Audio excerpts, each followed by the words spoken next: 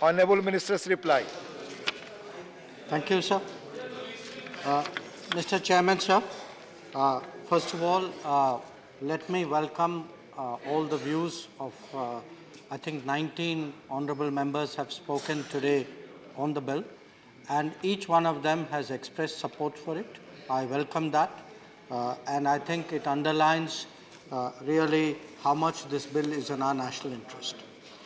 The main concerns, I think, have been shared by everybody, that today there are more Indian ships in waters, more Indian trade being done, more Indian crews, not only in our own ships but in other people's ships.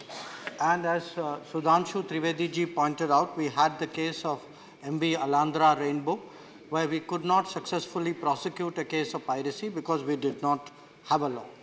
I think all honorable members also recognize that we have an obligation under UNCLOS, and that this has taken us 27 years to do, but better late than never. So this bill, I think, is timely. I think that is widely recognized. With your permission, sir, I would very quickly run through certain individual points which members had raised. I know some of them, for various reasons, are not with us right now. Mr. Vivek Tankhaji, first of all, brought up the issue that a reference to aircraft is not necessary. I just want to highlight, sir, that actually in section 2 bracket J bracket 2, there is a reference to seaplane and other aircraft, because ships do carry planes, and you can also have seaplane piracy. So the idea of an aircraft, I think Mahesh Jethmalani ji also raised that issue, is not entirely fanciful. I think that is a provision that we had to make. The second issue which he raised was, what is the procedure for restitution and forfeiture? I think it is very clear under section 7.2 of the bill that this is by court order. The third issue he raised was, how will you align death penalty, possible death penalty, rarest of rare cases, with countries where death penalty is outlawed? Now, typically what happens is, in such cases, if there is an extradition issue, and the country where death penalty is outlawed seeks from us an assurance that we will not impose death penalty, we will give such an assurance. So what we have done is, we have kept the provision. There could be occasions, none of us wants it, there could be occasions where the rarest of rare penalty may be invoked. So we have to make provision for it, but we have given the flexibility to the court, and we have also created both an extradition provision and a reciprocity provision, so that if that is a condition for extradition, we will naturally go with that. Then there was an issue of his concern about Article 7, whether it involved planning. Actually, Article 7 deals with suspicions where there is somebody engaged in piracy. So that is, I think, perhaps a slight misunderstanding there. Regarding designated courts, there are already designated courts in certain other cases, like the Prevention of Money Laundering Act and the National Investigating Agency Act, and these have been constituted in consultation with the Chief Justice. So we have followed exactly those precedents in this case. And his final point, which is, he said, if a ship is carrying ammunition, would you then assume that it is going to do a mala fide act? It's not just a question of carrying ammunition, sir. In fact, the provision here in Article 11 bracket A also says there is reasonable grounds. So just carriage of ammunition is not a crime. There has to be reasonable grounds, as well as there are two other provisions about evidence being there, on the basis of which there is a presumption of an offence likely to be committed. If I could move to Prakash Javadekar ji's views, sir. One, he explained very well why we need the law. He, I think, rightly highlighted the importance of the standing committee, its contribution here. I also appreciate that very deeply. Then Jawahar Sarkar ji asked whether this is applicable to only Indian ships. No, it is not. It is applicable to any ship in the jurisdiction where piracy is committed and where the authorized personnel from India have taken action. Now, as to who is authorized, I think the bill is very, very clear. So Section 2(1)(a) makes that very clear. He asked about other aircraft. I think Seacraft, there could be other aircraft also there. Who executes the provisions? I think, again, the bill is very clear. Only the authorized personnel can execute the provisions of the bill.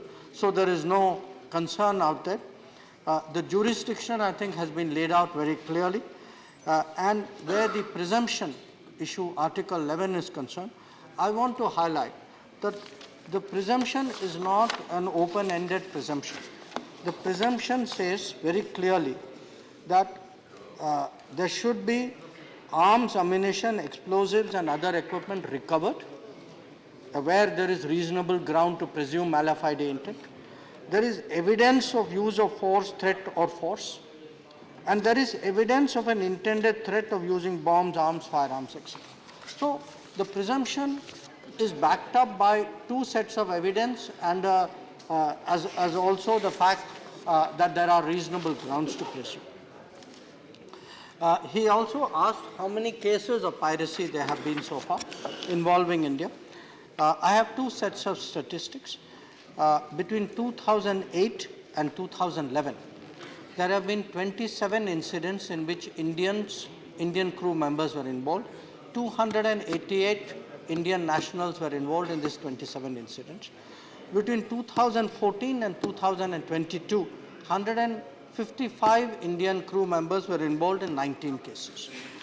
The most serious case, of course, we had was in 2017 when we had an Indian ship called Al Khawzar, which had been pirated off the island of Socotra.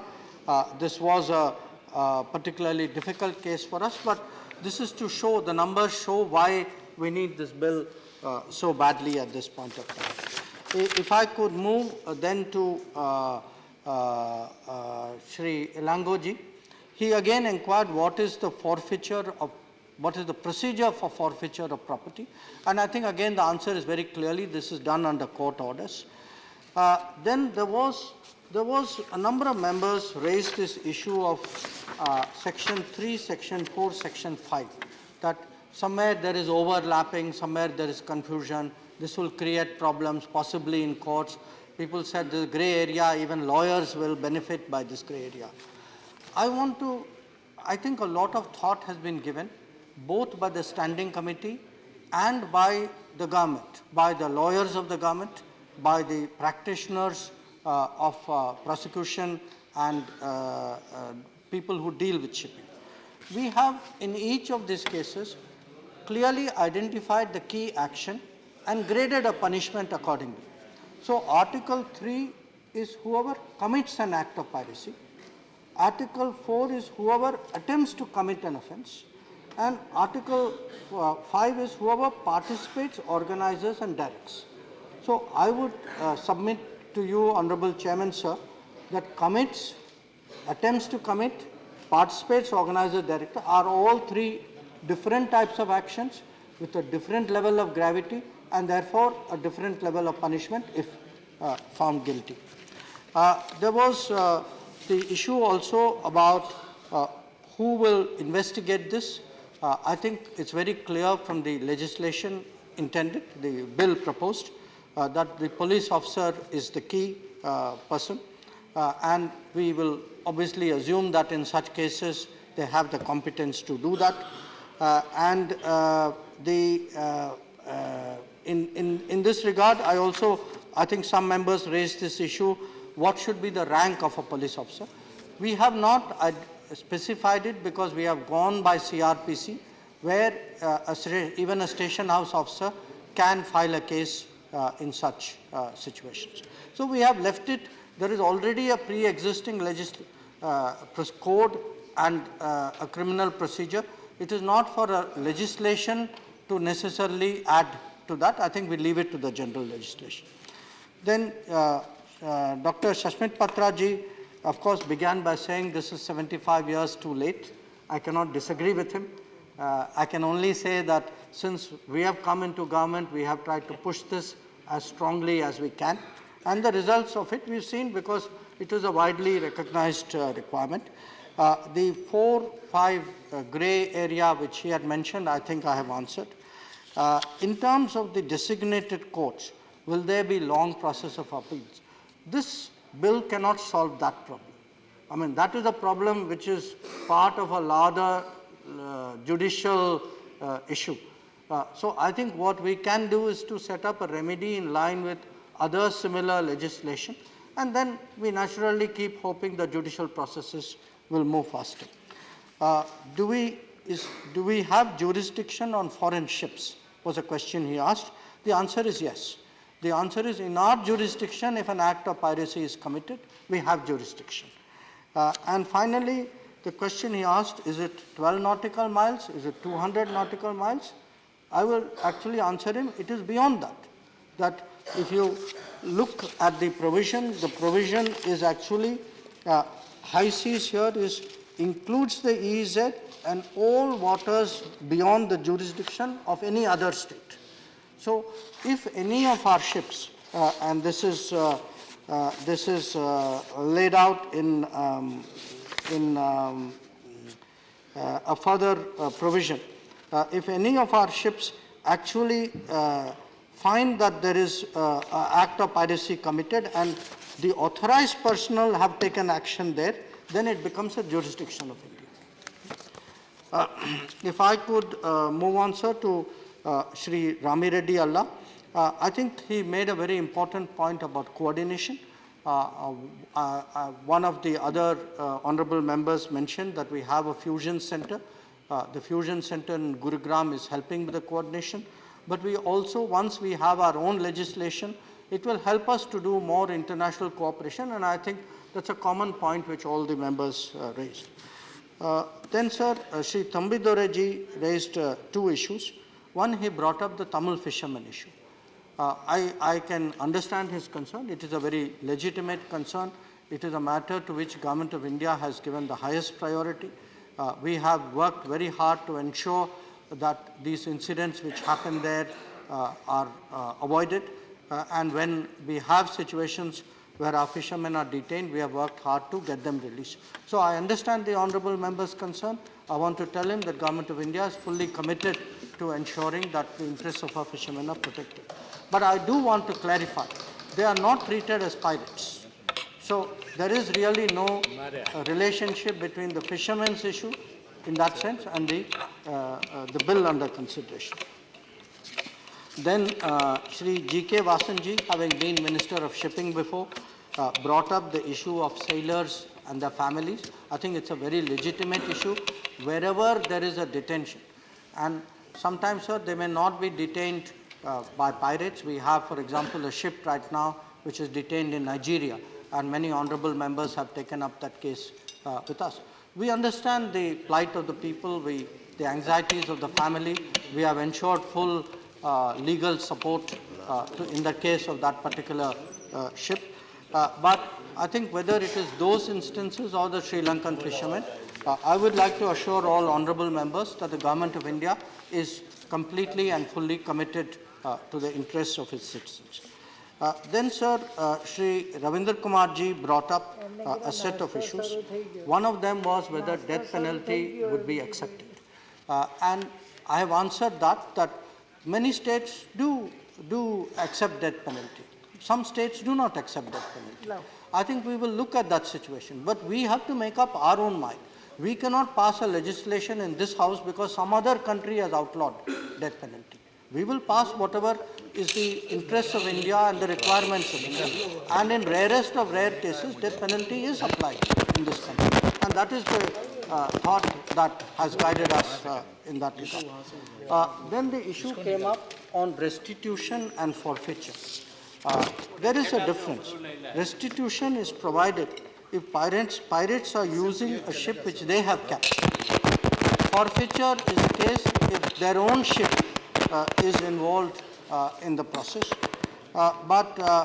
Then I've answered the one on the rank of the police. The designated court which he had raised, I've given precedents where we have mentioned. On presumption, as I said, we are not looking at open-ended presumption. There has to be evidence, there has to be recoveries if that presumption is to be validated. And on the matter of jurisdiction, I think the bill is very, very clear. Ami Yagnik ji, I think, brought up the issue of a domestic follow-up, which is a very valid point. And more than that, international cooperation. I think she is absolutely right. Ultimately, if the numbers today have come down, sir, if you can see from the numbers which I have given, those numbers have come down because international cooperation has got stronger. And we can be more credible as an international partner if we have a law.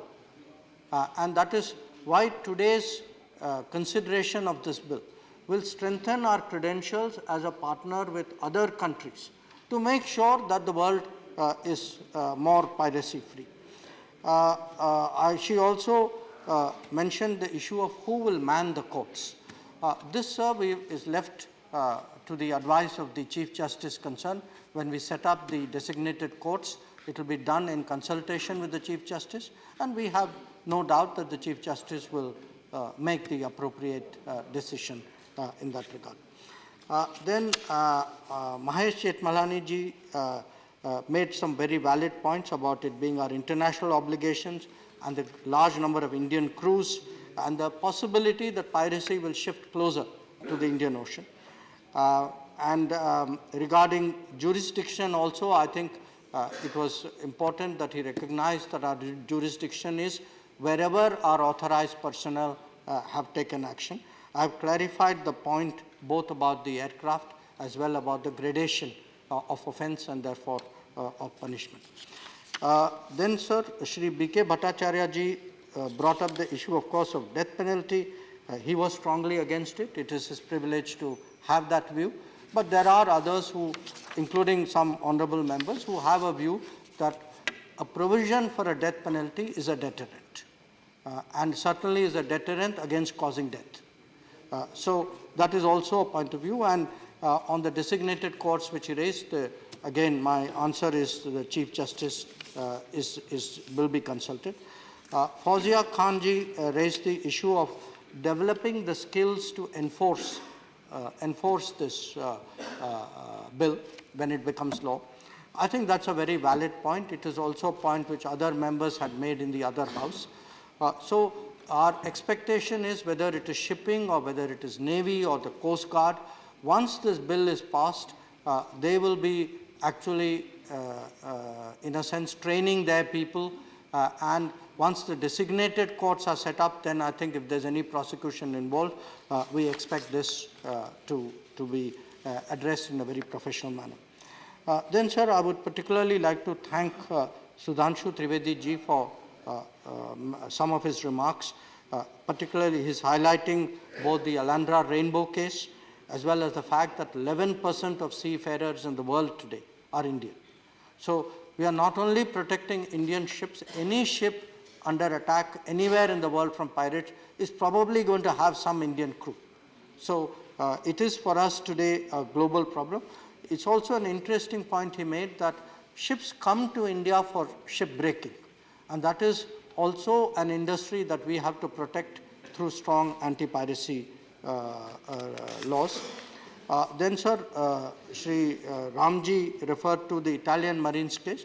I think that's now behind us, but it is precisely to have legal clarity that we need legislation of the kind that we have submitted. GVL Narasimha Rao ji pointed out that the fact that Prime Minister chaired the Security Council meeting on maritime security, it was for the first time. That sent a very strong message about our seriousness in this domain. And I think that seriousness will be taken by the world at face value when we actually pass legislation like this. Otherwise, it would look as though we are saying things, but we do not have the laws to back it up. So I think his connecting the two is a very, very important insight. Santosh Kumar ji made 2 points which are beyond the remit, I think, sir, with your permission, I would say, of this debate, whether we should have online FIRs and whether capital punishment is appropriate or not.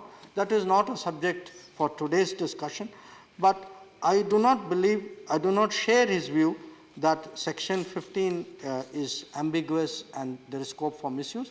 I think if you look at the authorized personnel, They are very professional people. We are talking of the Navy, you are talking of the Coast Guard, you are talking of officers of the state government or the central government who are specializing in this. I think we should have faith in our forces, not just on this issue. I think we should generally have faith in our forces. So I think his apprehensions there perhaps are not justified. Then Nazir Hussain ji asked me, saying, does this apply to EEZ? Yes, it applies to EEZ. It applies from the moment you leave India outwards through our waters, through EEZ, beyond EEZ, and any place where our authorized personnel legitimately make a detention. His points about coordination and SOPs are very well taken. I would like to inform the honorable members, actually there are already SOPs of the Navy, of the Coast Guard and of the Ministry of Shipping. But the SOPs lack a legislative umbrella. So once we give this umbrella, I think the SOPs which they have done would be strengthened.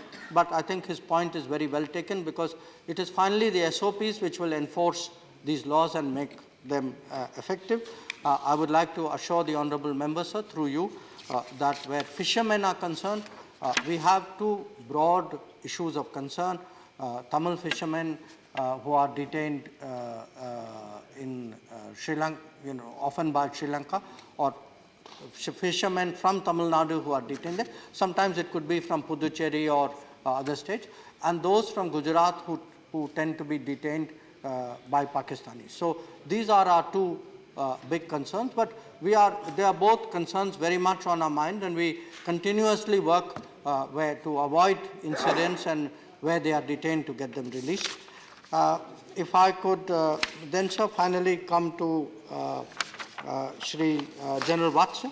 I appreciate the fact that he has recognized that authorized personnel need to be protected, need to be given immunity. That is certainly our obligation as a state in ensuring that our forces are properly equipped to do their duty. That, sir, I hope clarifies the issues raised by all the parties. Thank you. Sri, honorable members, the question is that the Maritime Anti-Piracy Bill 2022 as passed by Lok Sabha be taken into consideration. Those in favor will please say aye. Aye. Those against will please say no. I think the ayes have it, the ayes have it, the ayes have it. The motion is adopted. We shall now take up clause by clause consideration of the bill. Clauses 2 to 15 stand part of the bill. Those in favor will please say aye. Aye. Those against will please say no. I think the ayes have it, the ayes have it, the ayes have it. Clauses 2 to 15 are adopted. Clause 1, the enacting formula, the preamble and the title stand part of the bill. Those in favor will please say aye. Aye. Those against will please say no. I think the ayes have it, the ayes have it, the ayes have it. Clause 1, the enacting formula, the preamble and the title are adopted. Please. Please, Sri S.Jaishankar to move that the bill be passed. Honorable Chairman, sir, I rise to move that the Maritime Anti-Piracy Bill 2022 as passed by the Lok Sabha be passed. Motion moved that the bill be passed. The question is that the bill be passed. Those in favor will please say aye. Aye. Those against will please say no. I think the ayes have it, the ayes have it, the ayes have it. The bill is passed.